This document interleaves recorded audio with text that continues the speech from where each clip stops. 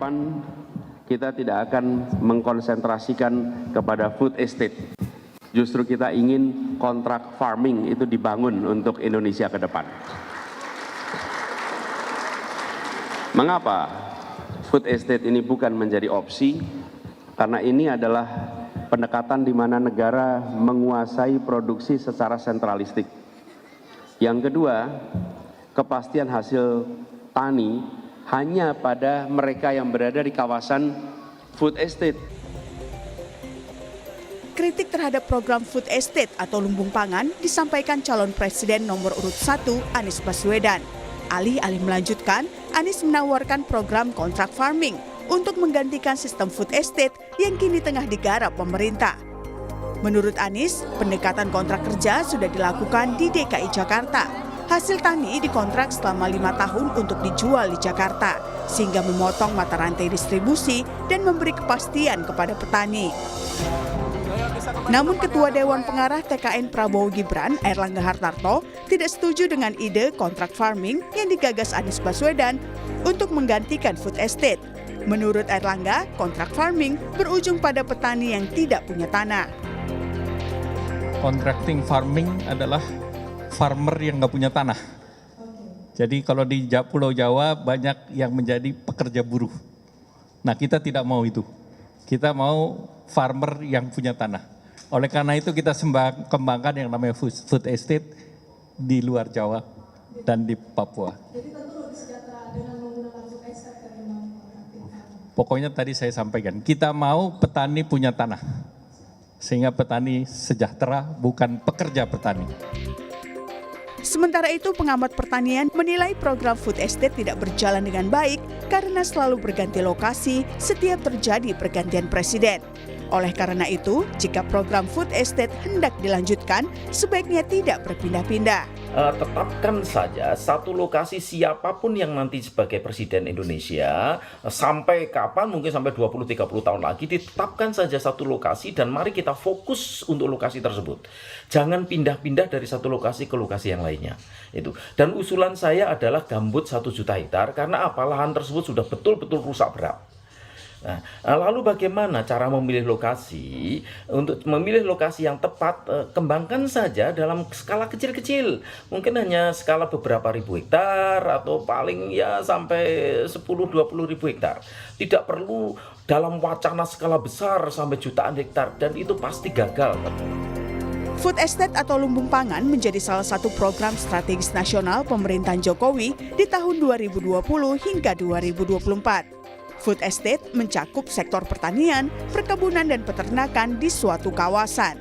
Proyek ini tersebar di sejumlah wilayah, di antaranya Kalimantan Tengah, Sumatera Utara, NTT, Yogyakarta, Jawa Barat, hingga Papua. Program food estate sudah dicanangkan sejak era Presiden Soeharto hingga Susilo Bambang Yudhoyono. Tim Liputan, Kompas TV.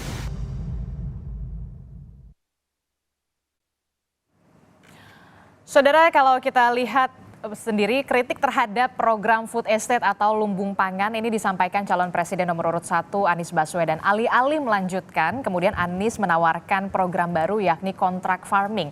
Sebelumnya PDI Perjuangan kita tahu partai yang mengusung Ganjar Mahfud ini juga mengkritik food estate.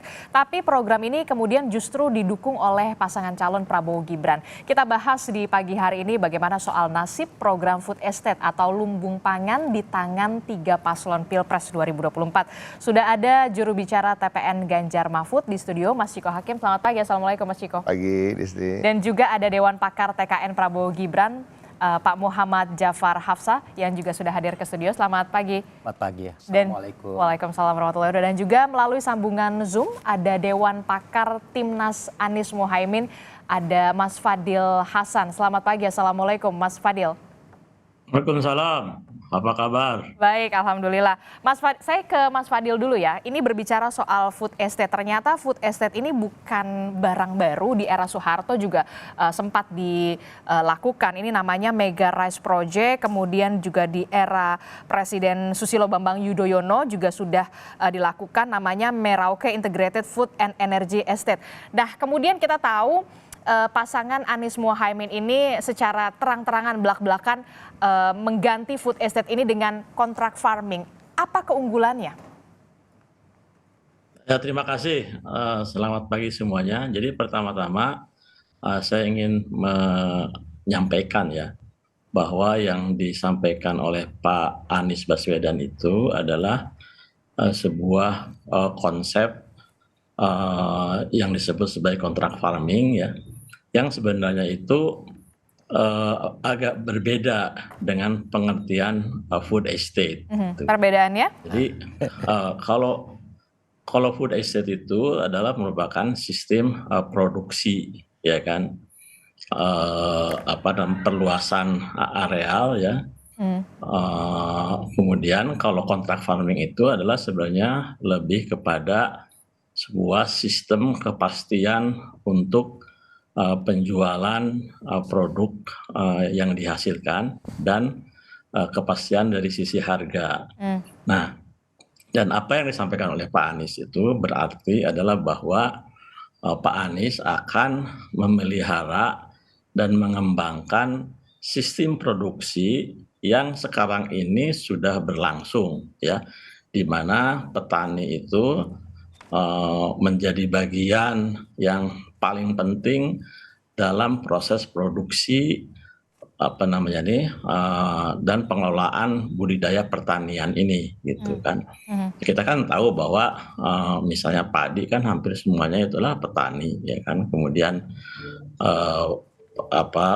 jagung, kedelai dan seterusnya itu kan semuanya skala-skala usaha yang dikelola oleh petani begitu. Jadi ini yang ingin disampaikan oleh Pak Anies itu seperti itu. Nah, yang terkait dengan food estate yang sedang akan kita bicarakan itu adalah bahwa kita mengetahui semua ya, sejak zaman Pak Harto, zaman Pak SBY dan zaman Pak Jokowi ini, semua proyek food estate itu berakhir dengan sebuah kegagalan ya.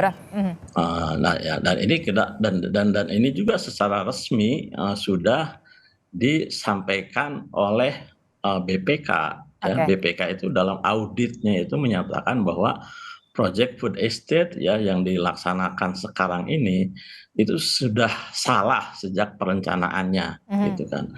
Dan kemudian juga yang kedua, dari berbagai ahli ya menyatakan bahwa food estate ini melanggar kaidah-kaidah ilmiah dalam sejak awal perencanaan sampai pelaksanaannya itu. Nah, oleh karena itu Pak Anies yang terkait khusus dengan food estate ini, tentunya kalau misalnya beliau terpilih sebagai presiden di tahun 2024, itu akan melakukan evaluasi ya kan, akan melakukan konsultasi dengan semua stakeholders gitu ya kan.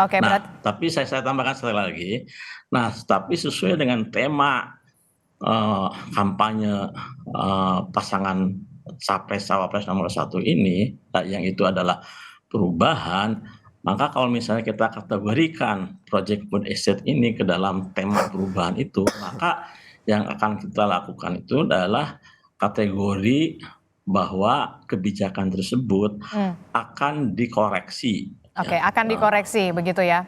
Ya. Saya dari Mas Fadil bilang katanya dari era Pak Soeharto, kemudian era SBY sampai era Jokowi, food estate ini dianggap bisa dikatakan program gagal. Benarkah demikian? Baik, Adisti. Pemirsa, ya. Yang pertama kalau kita berbicara food estate, itu sebenarnya itu diterjemahkan sekarang ini adalah lumbung pangan. Nah, maka lumbung pangan itu kemudian dilaksanakan di dalam bentuk ada perluasan areal baru, ada peningkatan kualitas areal baru, dan ada pada areal yang sudah existing dilaksanakan. Nah, kemudian dengan corporate farming di situ ya. Jadi dikerjakannya dengan dari hulu tengah hilir, kemudian terkoordinasi semua bagaimana dalam melaksanakan daripada pertanian itu, pangan itu, usaha apa itu. Jadi dari hulu penyiapan penyiapan sarana produksinya, kemudian di situ on farmnya, kemudian nanti pengolahan pemasarannya dan lain-lain.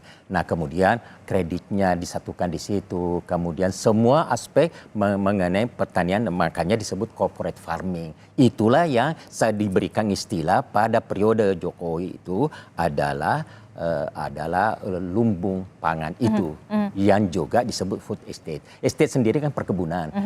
Umumnya kan pertanian pangan seperti padi itu kan dalam sawah ya, dalam petak-petak tertentu. Dia ingin melakukan seperti estate begitu, perkebunan hamparan besar seperti di Australia seperti Amerika. Nah itu yang akan dilakukan. Tapi kalau tadi melihat paket sebelumnya gitu, kalau kata pengamat pertanian jangan langsung berskala besar dulu karena akan ada resiko-resiko kegagalan di sana. Jawaban Anda? Itu di dalam pendekatan. Nah pada waktu Jokowi dan nanti kalau Prabowo ya Gibran menjadi presiden, maka food estate yang akan dilakukan adalah yang terkoordinasi baik pada lahan lama, lahan baru, dan lahan yang ditingkatkan. Jadi dikombinasi intensifikasi dan ekstensifikasi di situ. Cuman dilakukan dengan corporate, dengan satu manajemen ya bisnisnya, sehingga dia dapat memberikan nilai tambah kepada seluruh komponen-komponen yang melakukan sebagai aktor-aktor daripada petani tanaman pangan tadi. Ada petaninya, ada pengusahanya, ada industrinya, ada gudangnya, dan lain-lain sebagainya. Itu dilaksanakan. Nah, maka tempatnya adalah di daerah-daerah yang sudah mapan, ya, seperti di Karawang, di Jawa Tengah, di mana untuk di luar Jawa seperti yang di luar Jawa, seperti Papua, Papua, NTT sekarang sudah berhasil juga ya.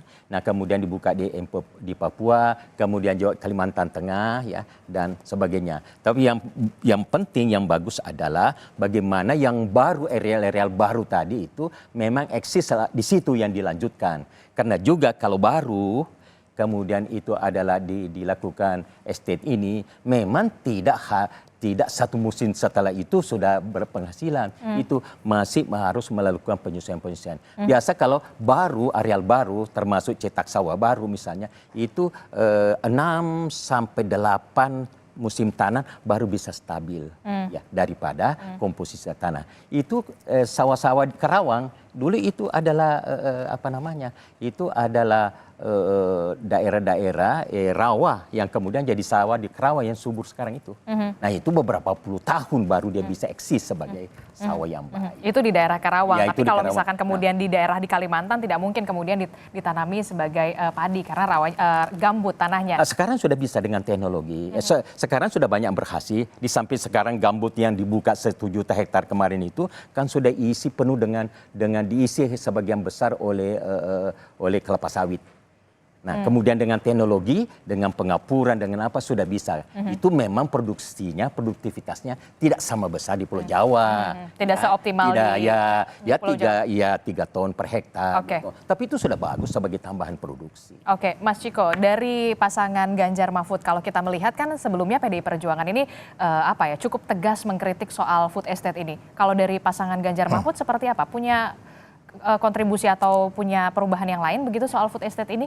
Justru kita melihat tidak harus banyak dilakukan perubahan, tapi lebih ke pengembangan dan percepatan di bidang agraria ya, di bidang pertanian. Nah, kita melihat bahwa banyak sekali best practices di beberapa daerah seperti di Bali yang sangat terkenal dengan sistem irigasinya, Sumatera Barat sebagai penanam padi yang sangat hebat di Sumatera Utara, di NTT dan di berbagai daerah.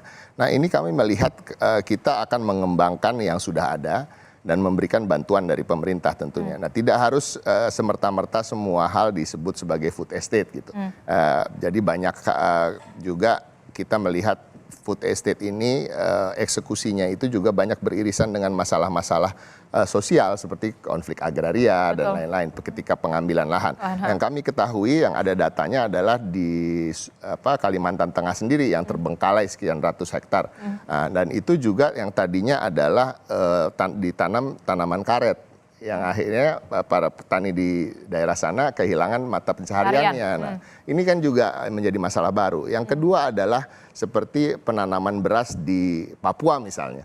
Itu kan artinya kita mencoba mengubah pola makan masyarakat Papua yang tadinya lebih banyak makan sagu untuk menjadi makan beras. Nah, kita tahu sendiri bahwa kita sangat kesulitan beras. Jadi justru meningkatkan import kita terhadap beras. Nah, sejak terjadinya dilaksanakannya food estate di Jawa misalnya, saya katakan, justru yang kita baca ada data menyatakan bahwa produksi beras malah menurun gitu. Nah, ini aneh gitu kan. Jadi ada beberapa hal justru dia memperlambat ketika dia membuka lahan baru. Dan saya melihat dari tadi, saya setuju lah apa yang disampaikan oleh Pak Jafar gitu. Banyak yang ideal di situ, kata-kata ideal. Tapi keterlibatan masyarakat masih sangat minim dalam hal ini. Perlunya harusnya seperti apa? Dari awal mereka yang utamanya dilibatkan gitu. Dari mulai mitigasi, bicara soal apakah ini mengambil mata pencaharian mereka, ya kan? Bagaimana ini bisa mengganti, kalaupun diambil mata pencahariannya, apakah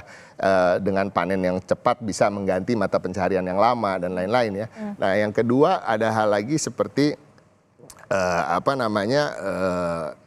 penyerapan tenaga kerjanya. Nah, kita tahu bahwa ketika kita bicara di Sumatera Utara bekerja sama dengan Indofood Tbk gitu ya, food estate-nya. Nah, ini juga dilihat, saya membaca di beberapa literatur bahwa itu tidak melibatkan pekerja-pekerja lokal ya, dan bahkan menyusutkan lahan pertanian yang petani-petani itu tadinya mereka punya 2 hektar jadi hanya menjadi 1 hektar dan lain-lain. Nah, ini yang perlu menjadi perhatian khusus, dan ke depan saya rasa mengembangkan best practices yang sudah ada di berbagai daerah di Indonesia inilah yang lebih utama gitu.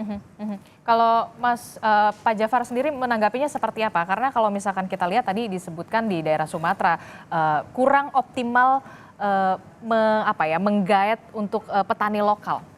Baik, jadi ini tadi food estate ini kalau dia pada daerah baru, memang pendekatannya adalah dari awal itu sosialisasinya harus bagus ya. Kemudian calon-calon, kalau di situ tidak ada kan petaninya, berarti kan ada petani baru. Jadi berarti sekaligus dengan agrarian reform kan, pemberian tanah baru kepada petani baru atau calon petani tadi. Nah, jadi di situ oleh karena itu juga ada sosialisasi yang dilakukan pada masyarakat yang ada di sekitarnya ya. Karena di daerah baru kan di sekitarnya berarti bukan tempat masyarakat dan bukan lahan-lahan sudah lahan pertanian. Jadi itu sosialisasinya, inventarisasinya semua itu tahapan-tahapan yang harus dilakukan. Kalau ada yang missing itu hanya mismanagement saja dalam pemahamannya ini. Dan memang tidak seluruhnya, karena ini yang diatur adalah berbagai manusia-manusia yang akan bersatu di dalam suatu corporate pekerjaan. Nah, beda sekarang misalnya kalau petani sekarang ini kan memiliki 0,50 hektar, kemudian itulah yang digabungkan menjadi 1.000 hektar yang kemudian kita katakan food corporate farming itu ya. Nah, itu.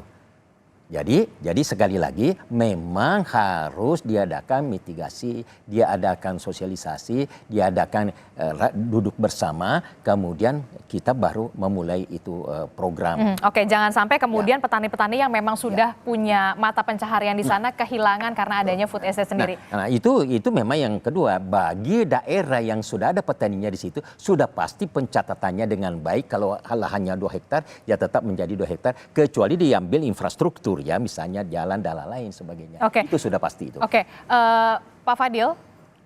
Ya. Pak Fadil masih menyaksikan. Pak Fadil, ini bagaimana kalau misalkan kita soal food estate ini, kalau katanya Mas Ciko, jangan sampai kemudian petani-petani yang memang sudah punya mata pencaharian di sana kemudian kehilangan ketika ada food estate ini. Kalau di kontrak farming ini sendiri seperti apa? Ya, jadi kalau kontrak farming itu kan sebagai tadi saya sampaikan itu merupakan sistem yang memastikan penjualan daripada produk-produk yang dihasilkan dan juga kepastian harganya ya untuk para petani dan kelompok tani dari sistem produksi yang sudah berjalan selama ini gitu. Jadi seperti itu. Nah, ini kan Pak Anies menyampaikan itu berdasarkan pengalaman yang diperoleh selama beliau menjadi Gubernur DKI, ya, di mana beliau itu bekerja sama dengan berbagai pemerintah daerah di daerah-daerah penghasil padi, ya, di Jawa Timur, Jawa Tengah, dan kemudian hasil daripada petani-petani tersebut itu dibeli oleh BUMD yang dimiliki oleh pemerintah DKI. Dan dengan demikian maka harga yang diperoleh oleh para petani di daerah tersebut itu stabil dan cukup tinggi di satu sisi, dan juga kemudian ada kepastian daripada pasar bagi produk-produk mereka.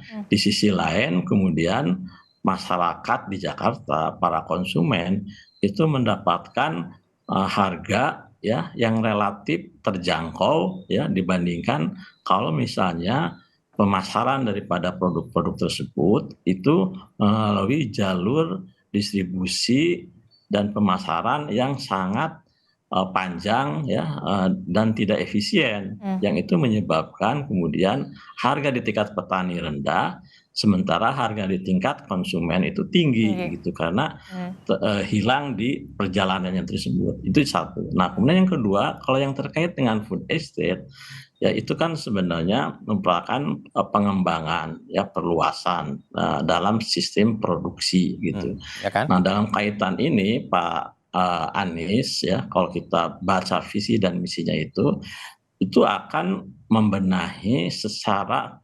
komprehensif dan menyeluruh sistem produksi yang pertanian atau pangan yang ada sekarang ini dari hulu sampai ke hilirnya. Nah, kalau di hulunya ini yang terkait dengan food estate-nya itu tentunya kita akan melakukan, ya, berbagai pendekatan, strategi, ya, dan program yang berbeda dengan apa yang dilakukan sekarang ini dan selama ini. Oke, gitu, perbedaan ya, yang sangat krusial. Pertanyaan tadi Pak Jafar Hafsah menyatakan akan melakukan apa yang disebut sebagai corporate farming, gitu kan, pengelolaannya itu. Nah, kalau kami itu akan melakukannya dengan cooperative farming. Jadi petani-petani itu akan didesain, ya, untuk menjadi anggota koperasi, ya kan. Mereka memiliki lahan, ya, atau kalau di daerah baru itu lahan itu diberikan oleh negara, ya. Kemudian mereka berkelompok dan kemudian mereka akan bergabung menjadi membentuk sebuah koperasi, ya kan. Tidak melibatkan korporasi. Ya, kalau korporasi itu kan pengelolaannya itu dilakukan korporasi, ya, korporasi. Kalau kami itu dilakukan secara kooperatif, secara melalui institusi, ya, koperasi itu. Nah, mengapa demikian? Ya kan, kami kan juga mengetahui misalnya program-program serupa yang dilakukan di berbagai negara, terutama di Malaysia. Di Malaysia itu ada yang namanya FELDA, ya kan, program Federal Land Development Agency.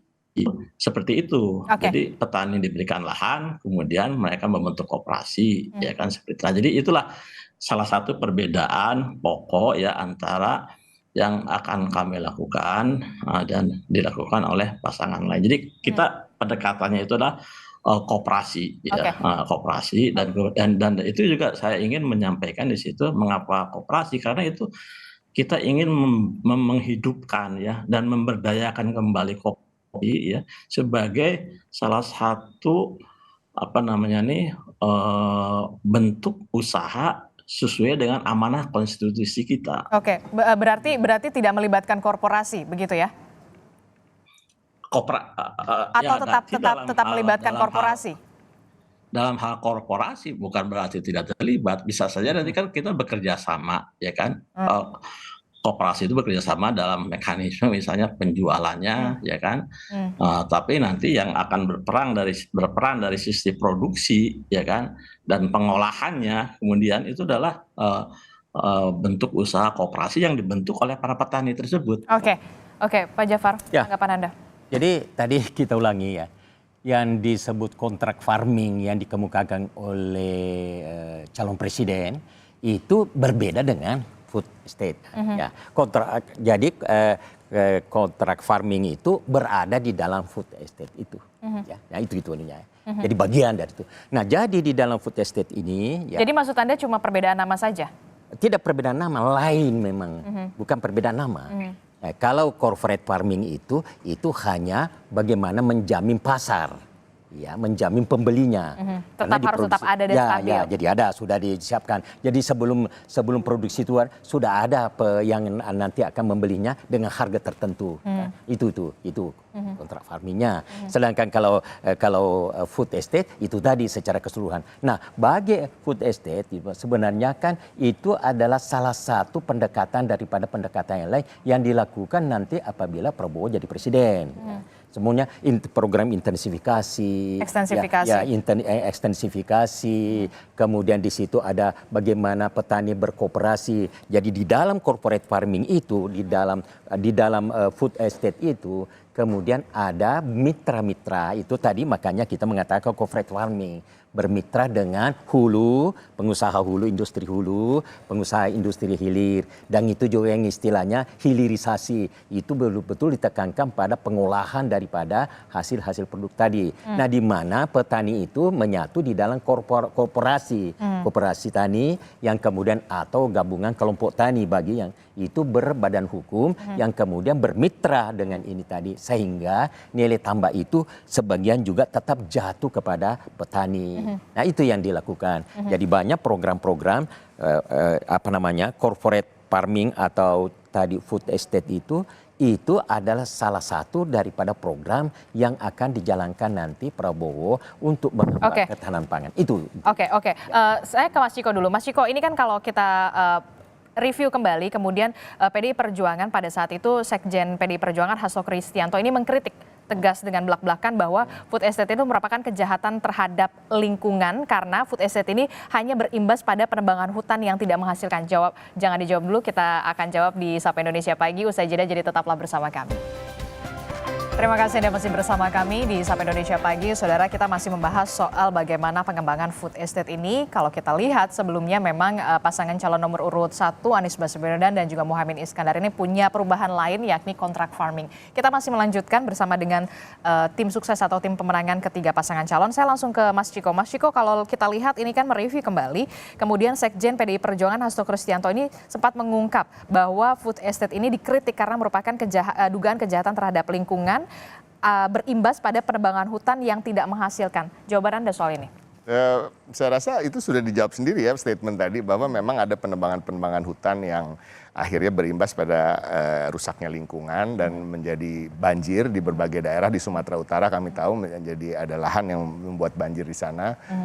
Dan ini kritik itu tidak berhenti di situ saja. Sebenarnya kita mengkritik itu dasarnya jelas. Sudah hampir 4 tahun proyek ini berjalan dan belum bisa ditunjukkan satupun di antara hektaran yang sudah diambil alih dan lain-lain itu dikelola dengan baik dan mendapatkan panen sesuai yang ditargetkan. Gitu. Kebanyakan panennya itu tidak bahkan mengurangi panen-panen sebelumnya gitu. Karena banyak juga dilakukan di lahan-lahan yang tidak tepat guna seperti lahan gambut di Kalimantan Tengah. Ini permasalahan gitu.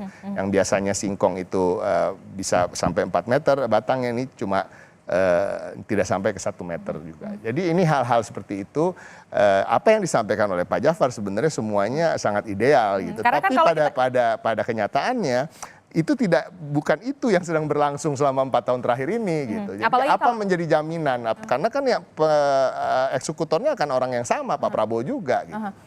Tapi kan kalau kita jangan-jangan ini visi misinya Pak Jafar.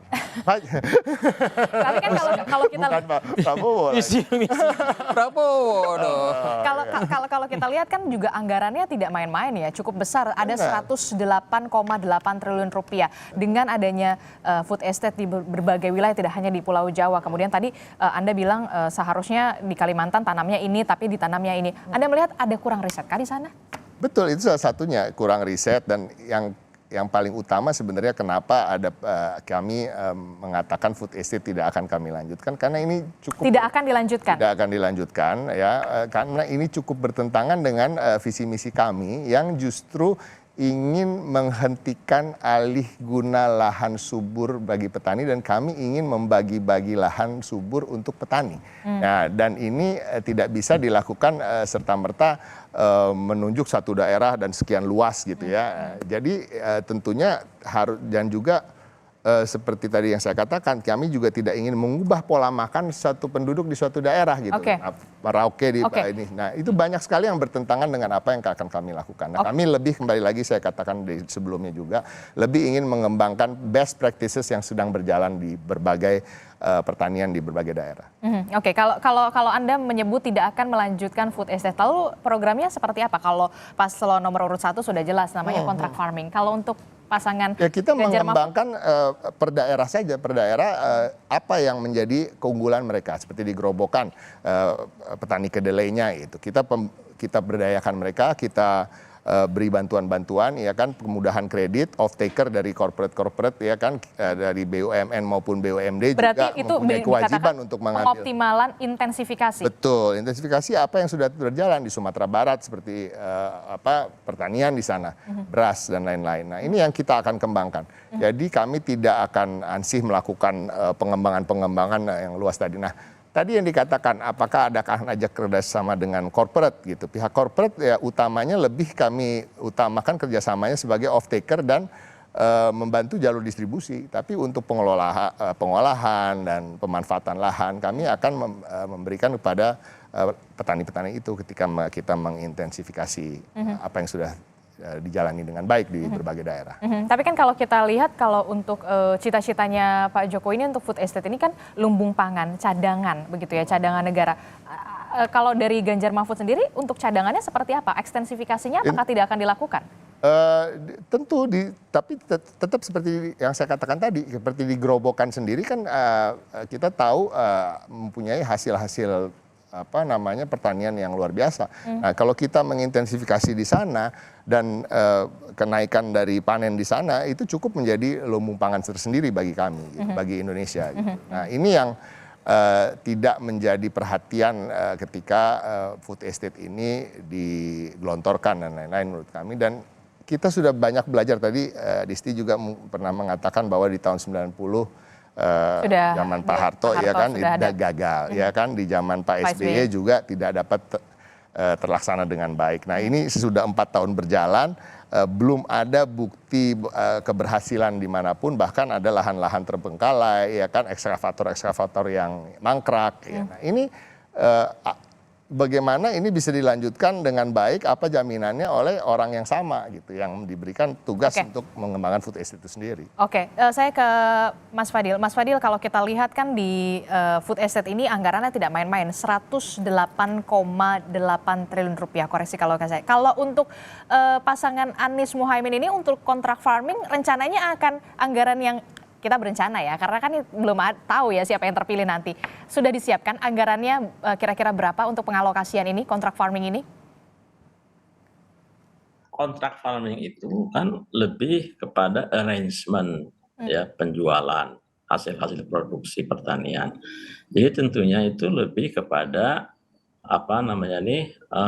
bisnis to bisnis sebenarnya. B2B. Ya kan? B2B gitu kan. Nah, jadi dalam konteks ini adalah akan saling menguntungkan baik bagi produsen maupun bagi pembeli dalam hal ini. Nah, tentunya di sini yang akan pasti itu terlibat itu adalah BUMD misalnya kan, atau perusahaan-perusahaan yang lain yang kooperasi misalnya gitu ya.